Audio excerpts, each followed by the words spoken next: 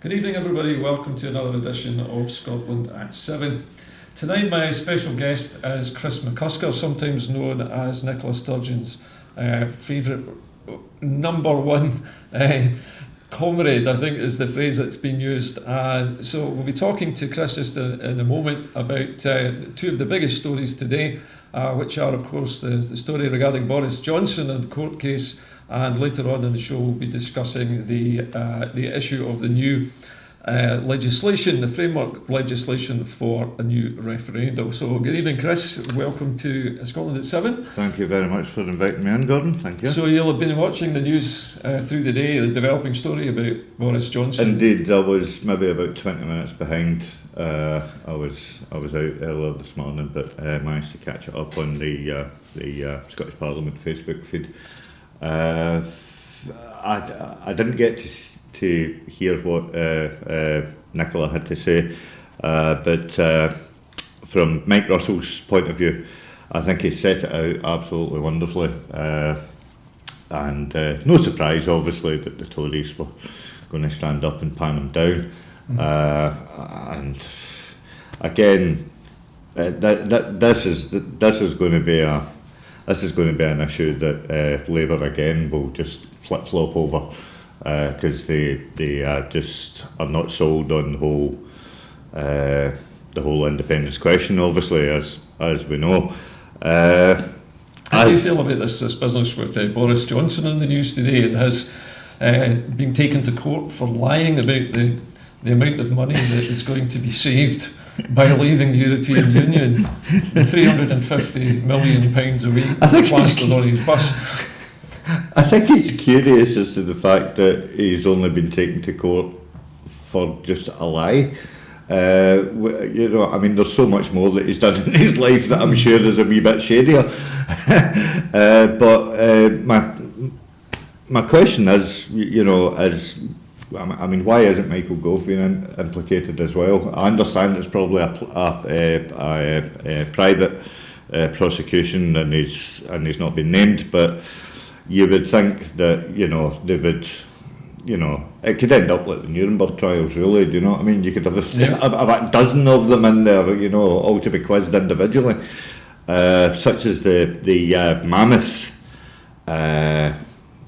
amount of lies and the deception that was eagerly swallowed up by the British Broadcasting Corporation and as well ITV as well. And no one seemed to think to question any of the figures that were being... Well, Channel 4, I think Channel 4 have done reasonably well in that. I'm quite an avid watcher of Jon Snow. I think his investigative questioning and journalism that he does, I think is really, really good. However, it gets to a certain point and it doesn't go any further. Yeah. Do you know which I there's find no consequences? Yeah, when yeah, things yeah. like I think this happen. personally. The other thing that puzzled me about this is that the law that Boris is being accused of breaking goes back to the 13th century, allegedly. And this law apparently states, the law is actually a crime of a misdemeanour in public office, basically misconduct in public office. And the prosecution only has to prove that an official of the government of the day has misbehaved so badly in public offices that he loses the trust of the public. Do you think that Boris Johnson fits that description pretty well? As I said earlier, there's been other misdemeanours in his illustrious and questionable past. This one definitely, if this is the one, I'm pretty sure that they have tried other things. To sort of like pitch to him, and they've settled on this because they reckon that this is going to stick, and so they think how it damages him politically is another matter. Now, obviously, the timing of this particular indictment is obviously key. It's at a very sensitive time because we're at the beginning of the Conservatives' leadership contest. And Boris Johnson at the moment is the bookie's favourite. Yeah. How badly do you think this might damage him? Is it possible that he might be knocked out of the race by this? Well, you see, I mean, for me, actually, Boris Johnson has got a touch of the Donald Trumps around him. He's a wee bit Teflon-like. You know, he manages to squirm out of dodgy situations. Do you know what I mean? Yes. The countless gaffes that he's made in his speeches, and he's never been brought to task about that. And he always seems to go to the dispatch box, squirm out some half-hearted apology, and then it's all forgotten about by the British media. Because make no mistake, that the Tories own the BBC. Do you know what I mean? They sort of like, you know, the BBC is a bit like.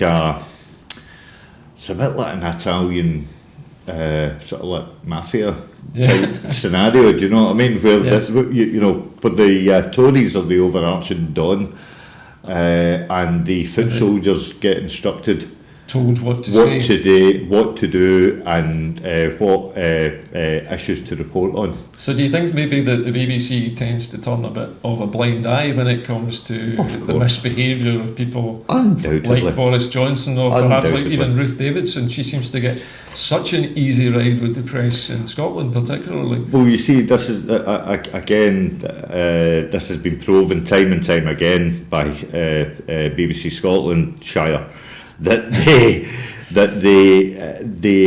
will, when London asks them to jump, they will ask how high. They are just as complicit in all the lies as anyone else. You know, I mean, as you obviously know, they were the first ones back in 2013, you know, to champion the unionist agenda against the wider Yes movement. I don't know about you, Chris. I'm reminded in this particular instance of the crowd-funded court case that was taken out against Carmichael, the Lib Dem, who invented a story about the French ambassador and what the First Minister had said to the French ambassador during a private dinner. And that story was entirely false, and he admitted that. Correct. But again, it was a crowd-funded court case to take him to court for lying. So this appears to be a similar kind of case, but this time it's a UK-wide case. How do you think that the law is going to be different this time? Because this will be English law that applies this time, I would imagine. Anyway. Well, yeah, I would imagine so as well. And my disclaimer here is the fact that I'm not a lawyer, and I don't know enough about English law or Scots law. But I think that the situation. I don't think we actually know who's brought this case against Boris. I don't actually think that... It's a guy called Mr. Ball. I can't remember his first name, but his surname is Ball. It doesn't... The stories I've read on this man don't go into great detail on his background. He appears in the photographs to look like a businessman, but there's no background information on this man. And why he's particularly... Obviously he's raised this because he feels strongly enough about it. And he's crowdfunded a very top QC to fight the case. So it's being taken very seriously. I mean, I would say, you know, this again reminds me of the what was her name, Gina Mill. It reminds me again of the scenario of one private person raising a case against the British establishment. And make no mistake, this is exactly what it is. It's not just against Boris Johnson. It's to actually challenge the British establishment. My producer's just been telling me that the man's name is Marcus Ball. Marcus Ball. It means nothing to me, but I'm sure maybe somebody in London knows who this man is and what his background is. But as you say, this is him challenging the entire British establishment, really, about its constant lies in the media in order to make potential sort of yeah. capital out of it, If you political want to- capital from it. If you want to draw similarities between what's going on just now with Boris Johnson and what happened with Alistair Carmichael, and you see the outcome of Yes. the Alistair Carmichael case, and you add in that factor that last week Orkney and Shetland resoundingly stayed Yes. Lib Dem, you've got a question as to what is happening up there. Do you know what I mean? Because if they can't see the outright lie, then you know, I find it a bit far-fetched. If it wasn't the man himself that the people were voting for, maybe it was just simply the Liberal Democrat policies that they were interested in.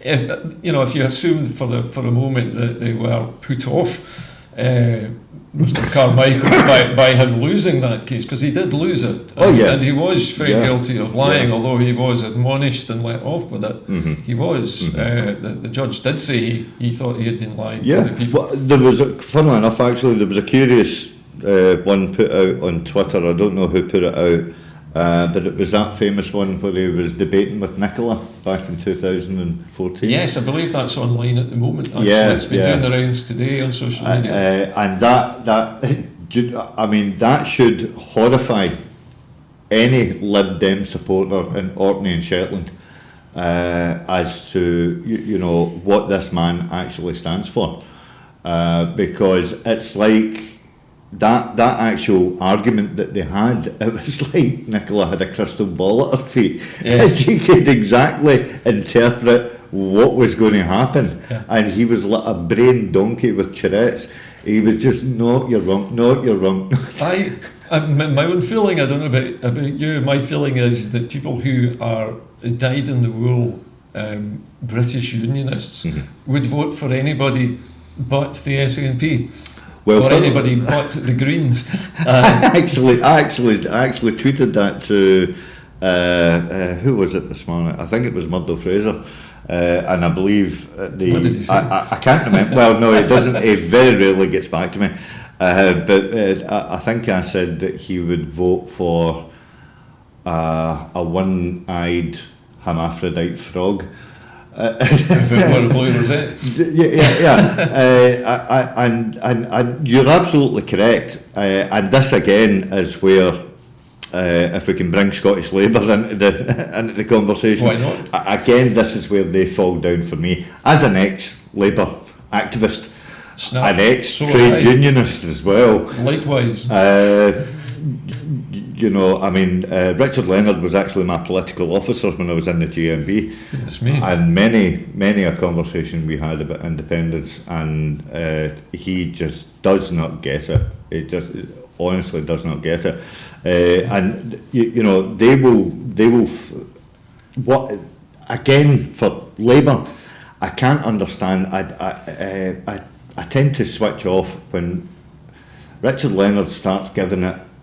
You know, talking about austerity, talking about child poverty and all the rest of it, and yet he's quite content for the powers to rest at Westminster and not tackle it head on. He's also quite happy for his party to abstain, to allow all these austerity policies to continue. Yeah. So long as the Labour Party's members are still got their jobs in politics, it seems to be that they'll abstain on virtually anything. For as long as they do that, and for as long as the Lib Dems do it as well down in Westminster, they're both respective parties have absolutely got no political credibility in Scotland whatsoever, because if it's been clearly identified that it is, I mean, everybody knows that austerity is a political choice. Obviously, child poverty isn't a political choice, but it's an add-on. Austerity is a tool, actually. It's a tool basically to keep people in their place. Yeah, but to make them feel like they're to blame for something that's been done by the banks. That's actually quite accurately descriptive of it. But the branches off of austerity, such as child poverty, such as the benefit sanctions, homelessness and all the rest of it, food banks. It's just not credible to say leave the powers where they are, and once Labour get in, we'll sort it all out. Do you know what I mean? Because I don't honestly think that Labour have got any endearing feelings towards Scotland as the Tories have. In my own opinion, and one of the reasons why I left the Labour Party, why I ceased to be a trade unionist, was because I felt that the Labour Party had abandoned the people who put them in power in the first place. Yeah. And were pursuing a sort of centrist vision that would keep them all employed forever at Westminster. And they didn't really care what went on up here. We were to be given, Scraps. Basically kept in abeyance and kept, subsistence, and told that that's the best that we could get under the system that we had. And for many years when I was growing up, we grew up accepting that was the way things were. That Scotland was a crap place, we were all poor, and it wasn't ever going to get any better. We should just suck it up and go on with our lives. Now we know better than that. Now we know that things can be different. Last year, in my own blog, as well as doing this show, about my video blog, I had suggested that after independence, that we should actually make it illegal for politicians to knowingly tell lies in public office. In fact, in any capacity, especially during elections, unless they can substantiate the things they're saying and prove them with figures and with evidence, then I think it's maybe a big time that happened. Many people who watch shows like mine and watch shows like this, they watch them because they say they're hearing the truth and they want to hear it unvarnished, unspun, without the editorial, without the omissions. And this is something which people are reacting to. I think it's one of the reasons why there's so many populist politicians around, is that they're trying to cut through that and give people a simple, supposedly honest message. Well, see, for me, and obviously, people have got busy lives and all the rest of it, some not so busy. But where possible, I actually watched the BBC Parliament channel, even though I don't have a licence. You don't need a licence to watch it. Wait, that's a whole different debate, but however. But that is the one product that they cannot dilute. Because it's live. And because also of the recorded transcripts in Hansard. So it's unedited and it's unedited, transcribed as it's said. Yeah, and if there is a place to challenge or openly challenge lies, which the SNP constantly do all the time, but it just gets batted out of field. But if this chap who's raising this Marcus Ball, if he's raising this, if he's looking for evidence, I'm sure Boris Johnson has said 350 million in the House of Yes, Commons. He did. I Do you know what I mean? So as well. So from that point of view, what you're calling for can't come quick enough. Yeah. Do you know what I mean? And he should be expelled out of the House of Commons. Probably, I would suggest that he would be allowed to run as an independent until obviously there was a by-election or something like that. And a similar treatment should get doled out to Alistair Carmichael. So be suspended from the party until this blows over, basically. Yeah, basically, yeah.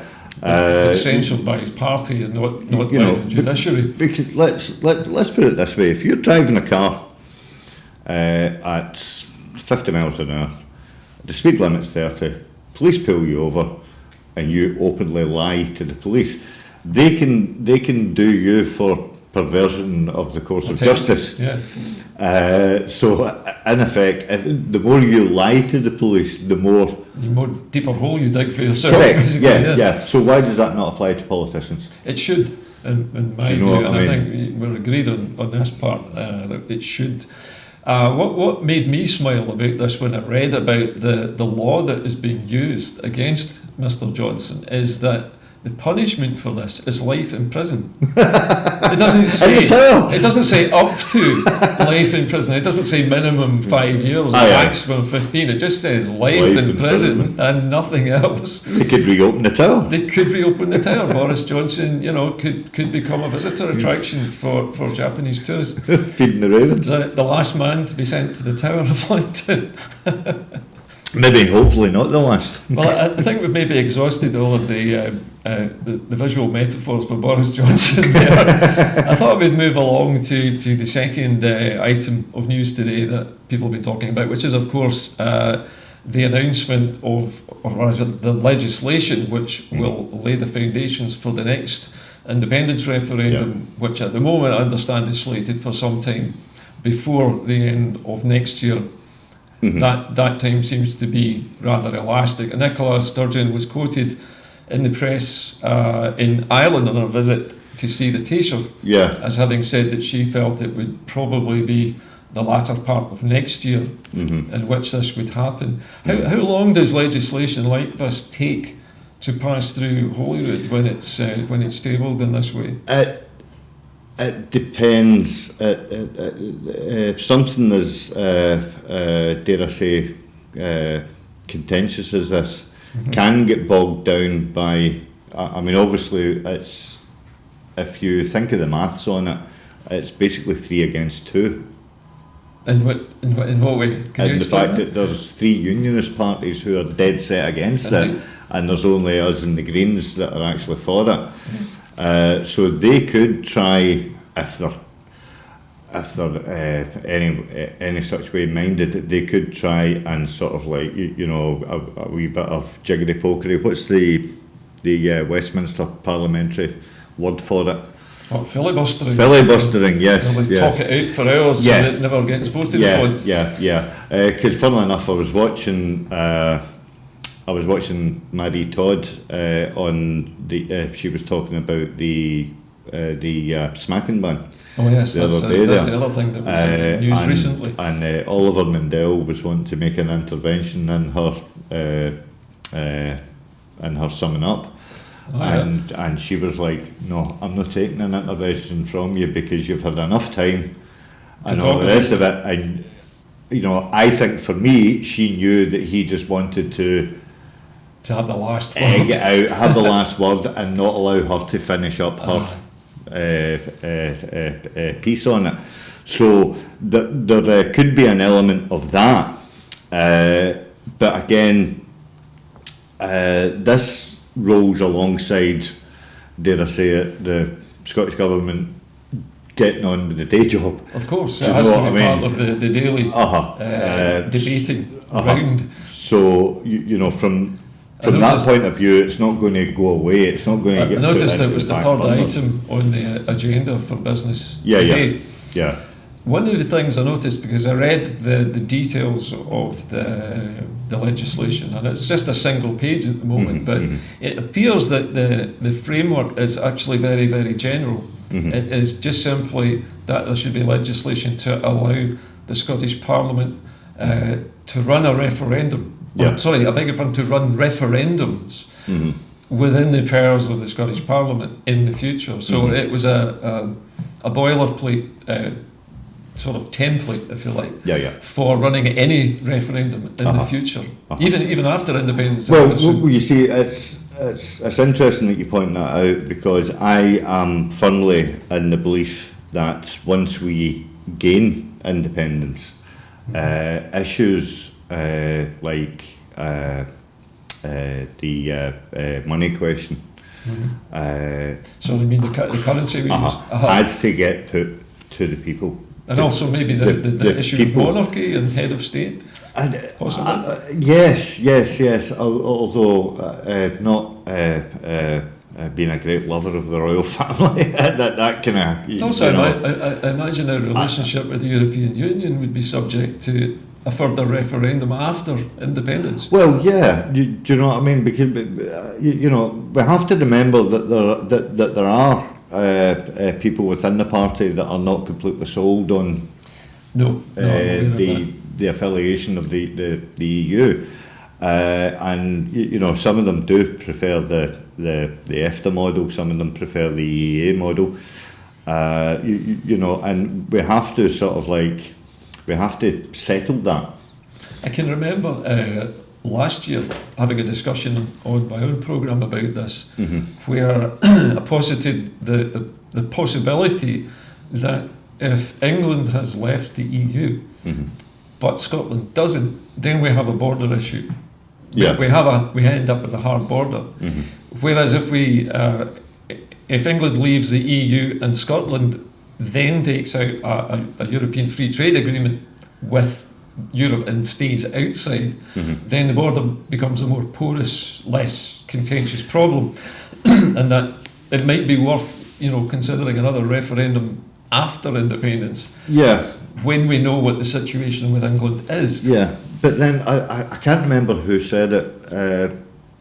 One of the high up Tories, I think it was probably Amber Rudd, in one of her gibbering rants, but she alluded to the fact that come what may in October, the border in Ireland will be completely invisible. Now, I then put it out onto Twitter and saying that if that's the case, if she truly believes that, and Northern Ireland being part of the UK Union is going to have an invisible border, if Scotland was independent, surely that technology that allows an invisible border in the Republic of Ireland, that could be applied to the Scottish border. If it existed. If it existed. Which is hypothetical. Because they're saying at this moment in time that the technology is evolving with each and every day, what have you, which no doubt there possibly is. Yes. But they're up against the clock. Time is not on their side to get this sorted. Now, I was actually in the camp that thought that there would be another extension come Halloween. Did you? It's a possibility it still might happen. Only though I would think if the European Union thinks that there is scope for some further negotiation, which will benefit them as well as the UK. But it all depends on Jeremy Corbyn. It does. To be honest with you, I think that it does, because Jeremy Corbyn has yet to convince the people in the UK that he can renegotiate a better deal, because the EU, Guy Verhofstadt, Jean-Paul Juncker, they have all said that it cannot be reopened. It's been signed. Sealed, and that's it. So the binary question then leads, and this is what Nicola pointed out, because I watched the podcast of her in Ireland, and what she pointed out was, or listened to, should I say, what she pointed out was that it is either two things. It's either a no deal Brexit and we scalp out in WTO, or it has to be a remain on that. Revoke Article 50. Totally revoke Article 50 and all the rest of it. But is that a step too far for Jeremy Corbyn? Because what Nicola pointed out is the fact that in revoking Article 50, it does away with the backstop altogether. Well, it's no longer needed. Exactly. Because nothing has changed. And that invisible border, which is, sort of like kind of there at the moment. Do you know what I mean? I don't know if you've ever been to Ireland. I haven't. Honestly, I go to Donegal now and again, and you get the ferry from What's Stranraer to Larne. yeah.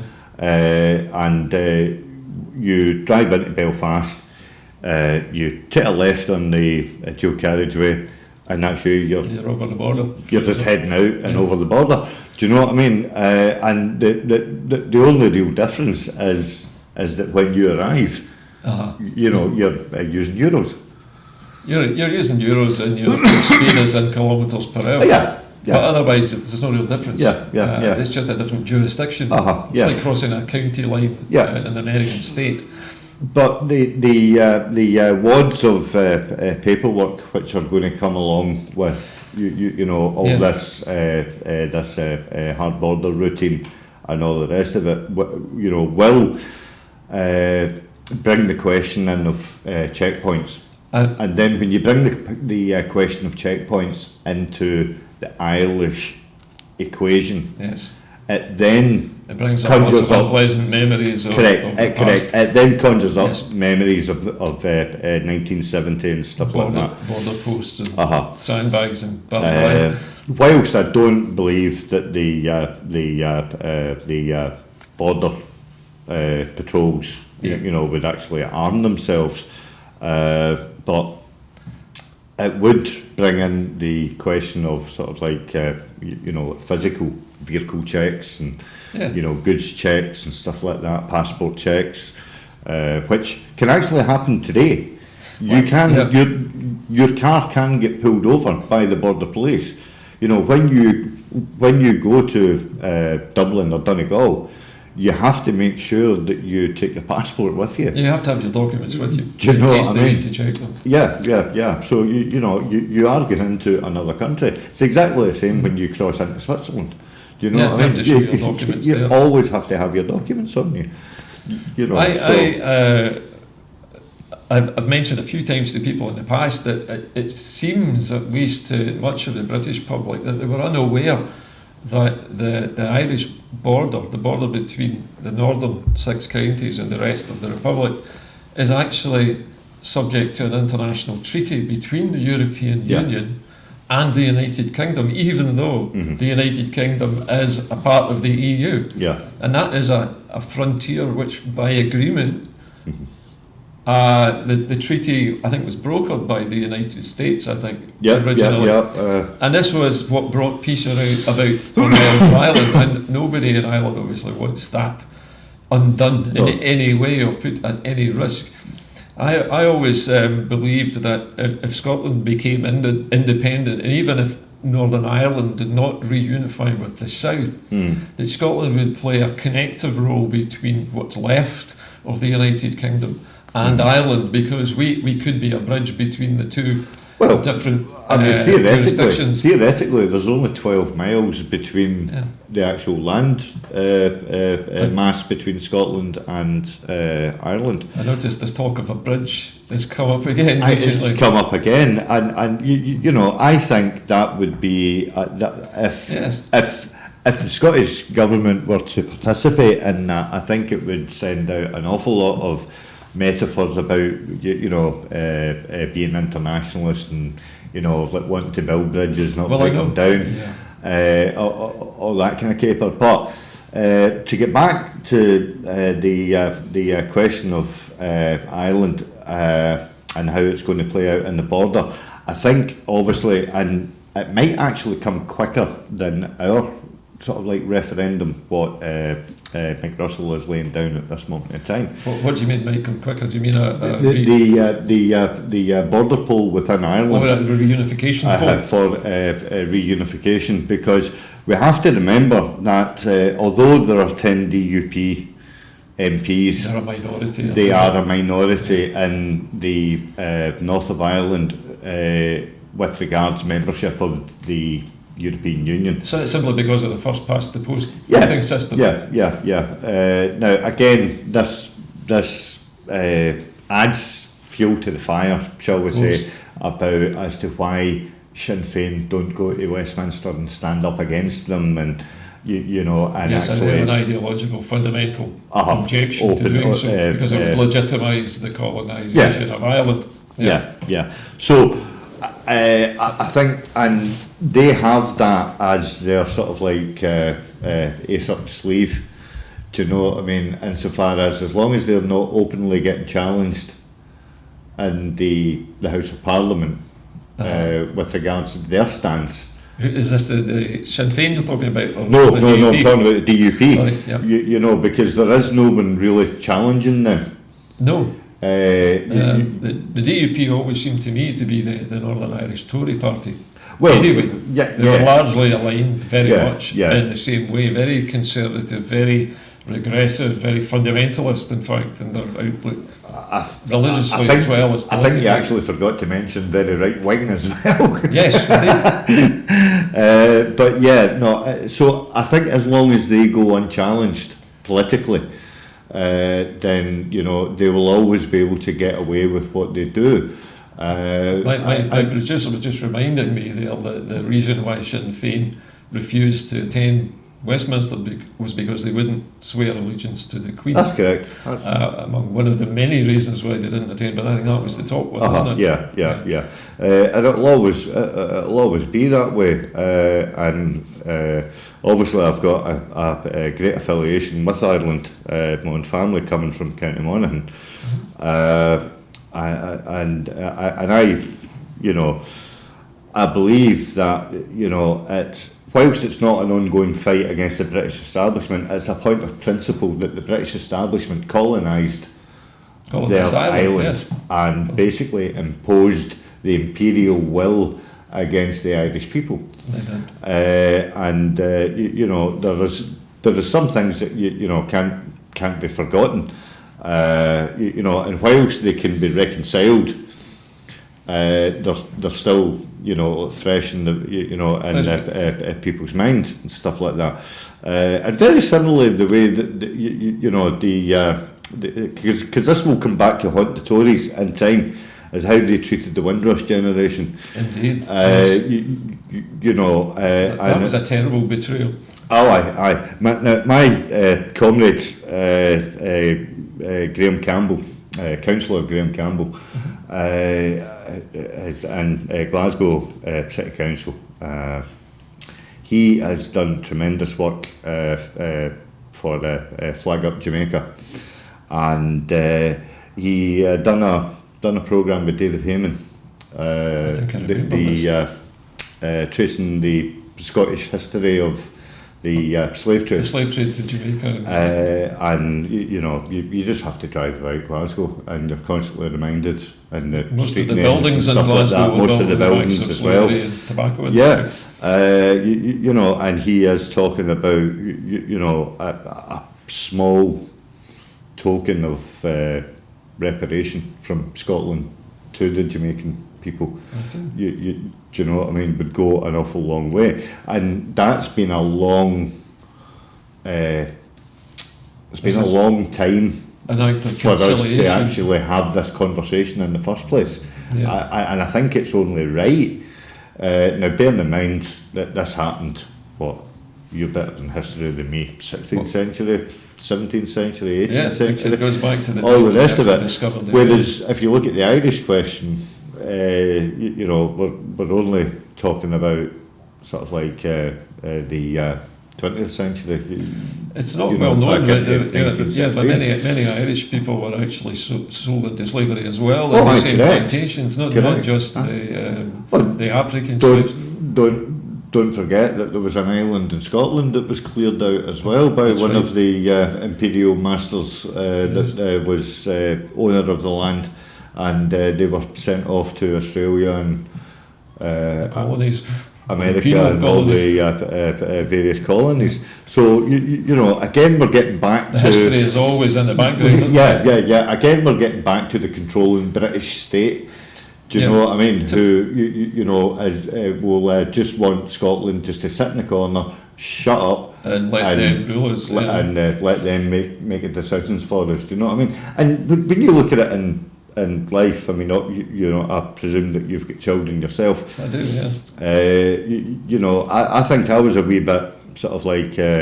I think I was a bit of an early starter when it came to sort of like parenting my children. and both of them. Well, I've got 3 children, but both of them would say, my sons, that when they were sort of like 13 and 14, I was a great believer in sort of like giving them maybe a wee half a glass of wine along with a meal. You know, if I was making something extra special, obviously you don't give them wine with egg and chips.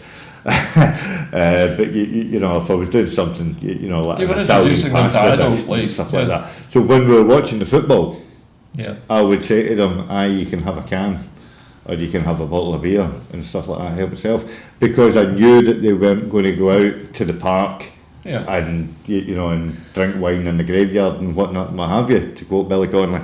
So you gave them that bit of responsibility, right? So and that's what a loving, caring parent, I personally believe, should be able to do. They should be able to trust their children, and they get it back. Right? So if you look at the British establishment being the sort of like parental parent, and Scotland being the child in this scenario, the amount of castigation and disrespect that the British establishment have doled out to Scotland in the last 300 years, it's the exact same treatment that they gave to Southern Ireland.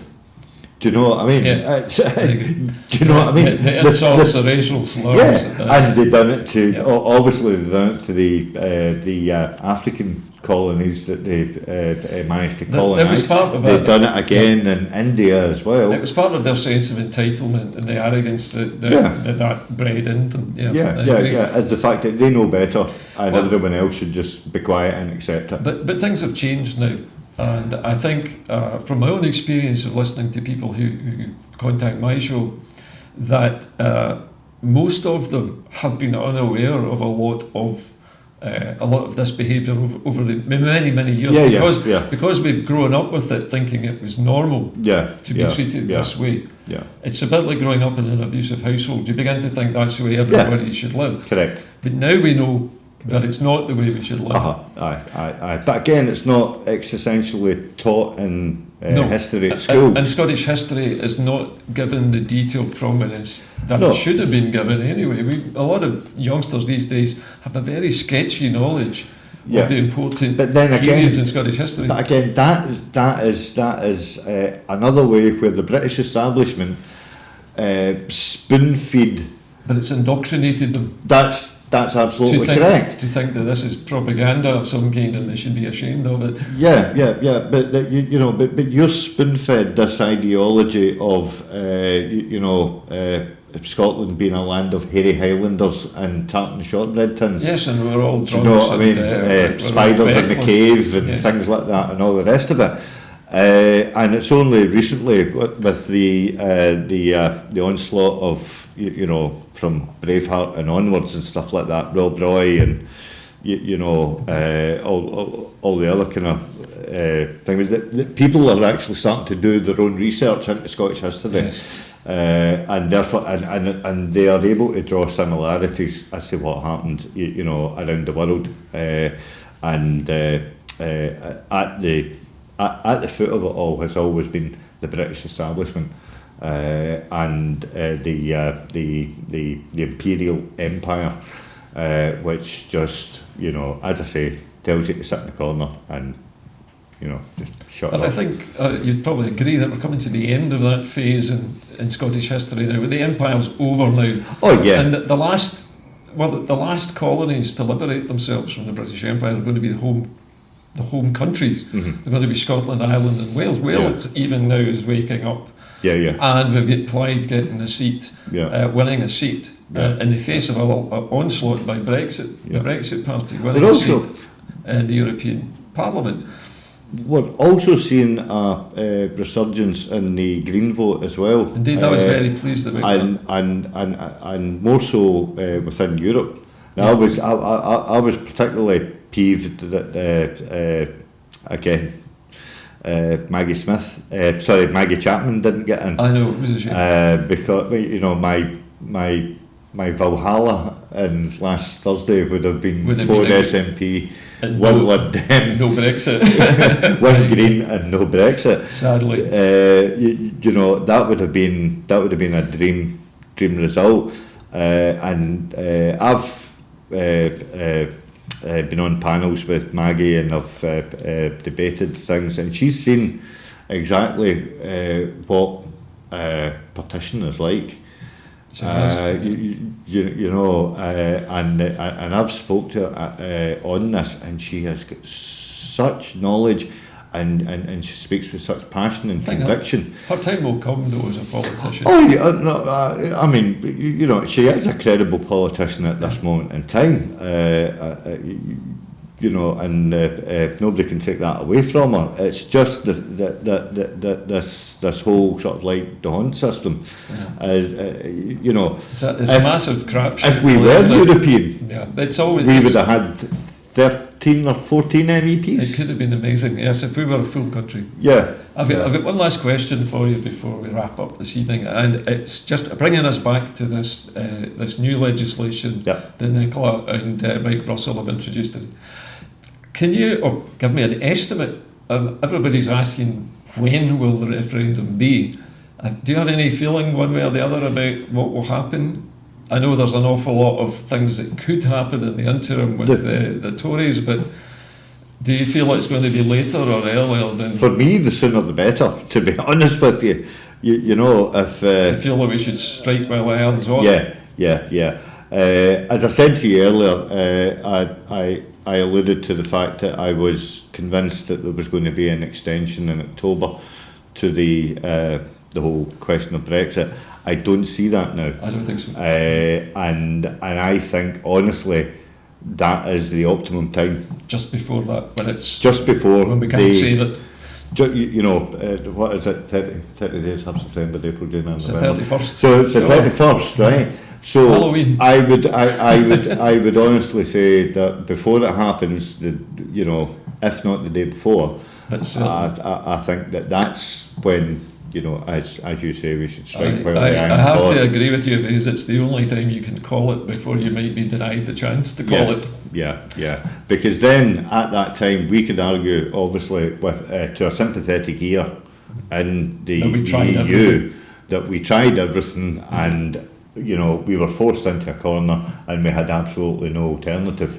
Now, we do have an awful lot of sympathy in the EU, and whilst they are very safe to not come out in favour of one country over another at this moment in time, I think then would be the ideal time for them to say, well, you know, come on now, they have played the game. Give them the Section 30 order and play fair. I think this is what is in Nicola's mind at the moment. I possibly think that's how she's Chris, playing it. I'm sorry, we're running out of time this evening, but I wanted to get to that last point before we finish tonight. Thank you very much for being a guest tonight. Thank you for inviting me in. It's been a pleasure to speak to you. And we'll see you all again next week, and I'll be back hopefully at my more usual time on Thursday evening next week, presenting Scotland at 7. But from all of us here at Broadcasting Scotland, good night. See you next week.